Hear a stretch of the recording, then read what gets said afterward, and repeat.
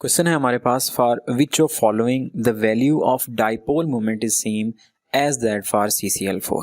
ठीक है, dipole moment से रिलेटेड क्वेश्चन है ये। देखिए, अगर डाइपोल मोमेंट से रिलेटेड क्वेश्चन आता है तो आपको एक आसान सी ट्रिक बताता हूँ जिससे आप इसके क्वेश्चन सॉल्व कर सकते हैं। करना क्या है, आपको जस्ट ये देखना है कि इफ सेंट्रल एटम ठीक है does not have any lone pair,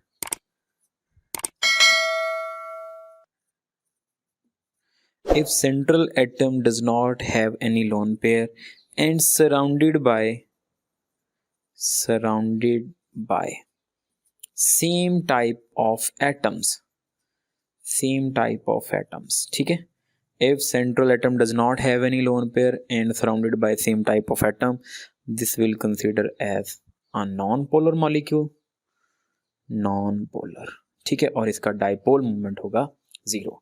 अब यहाँ पर बात यह है कि आपको सेंट्रल एटम कैसे ढूंढना है, किसमें सेंट्रल एटम का कैसे पता चलेगा। तो सेंट्रल एटम ढूंढने के लिए आपको ये करना है कि जो सेंट्रल एटम दिया होगा ना, वो पहली बात लेस इन नंबर होगा। ठीक है, सबसे पहले आपने ये देखना है उसका मॉलिक्यूलर वेट हाई होगा या उसमें लेस इलेक्ट्रोनेगेटिव होगा। ठीक है, इस तरह आपको सेंट्रल एटम ढूंढ लेना है। फिर उसमें आपने देखना है कोई लोन पेयर तो नहीं है। अब लोन पेयर कैसे निकालना है, लोन पेयर के लिए आपको करना क्या है, ग्रुप नंबर लिखना है माइनस उसके बॉन्ड लिखने हैं और डिवाइड कर देना है 2 से। ग्रुप नंबर, प्रोडक्ट टेबल का ग्रुप नंबर लिख दें माइनस बॉन्ड लिख दें, डिवाइड कर दें 2 से, आपको उसके लोन पेयर मिल जाएंगे। अब सेंट्रल एटम और लोन पेयर दो चीज़ें अगर आप निकाल लें और आपको यहाँ से मिल जाएगा डाइपोल मोमेंट 0। ठीक है, अब यहाँ पर देखें आपको दिया हुआ है CCl4। अब CCl4 अगर आप देखें तो इसमें सेंट्रल एटम क्या है यहाँ से बताएं।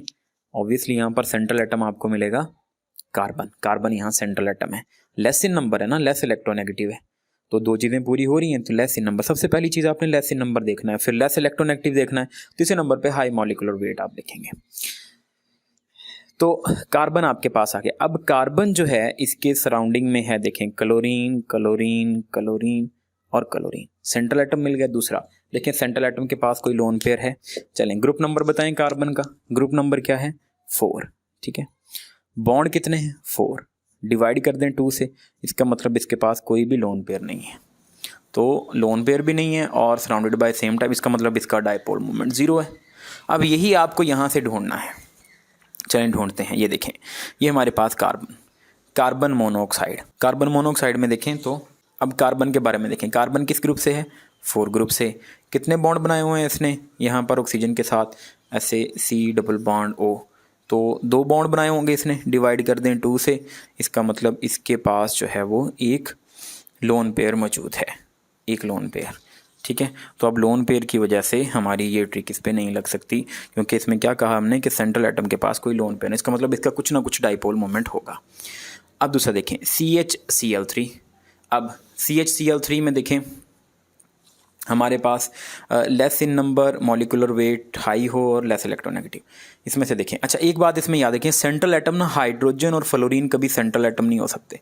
बहुत इंपॉर्टेंट बात, हाइड्रोजन और फ्लोरीन कभी सेंट्रल एटम नहीं होंगे, तो इसमें हाइड्रोजन तो हो नहीं सकता। बाकी आपके पास कार्बन बचा, तो अब कार्बन के साइडों पर देखें, लोन पेयर तो नहीं है लेकिन surrounded by same type of atom वाली बात नहीं सही, इसका मतलब इसका भी कुछ ना कुछ डाइपोल मोमेंट होगा, dipole moment not equal to 0।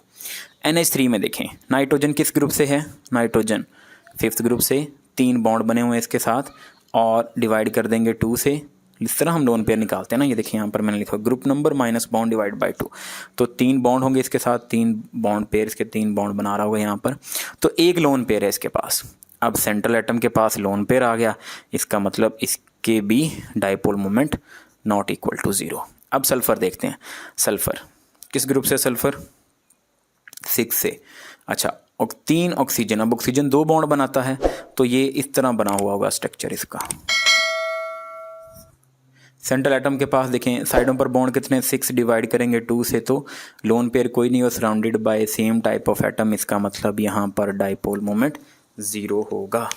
अब यही हमारा राइट ऑप्शन होगा यहाँ पर SO3। इसका डाइपोल मोमेंट सेम ऐसे जैसे इसका है। ठीक है, ऐसे आपने डाइपोल मोमेंट के क्वेश्चन सॉल्व करने हैं।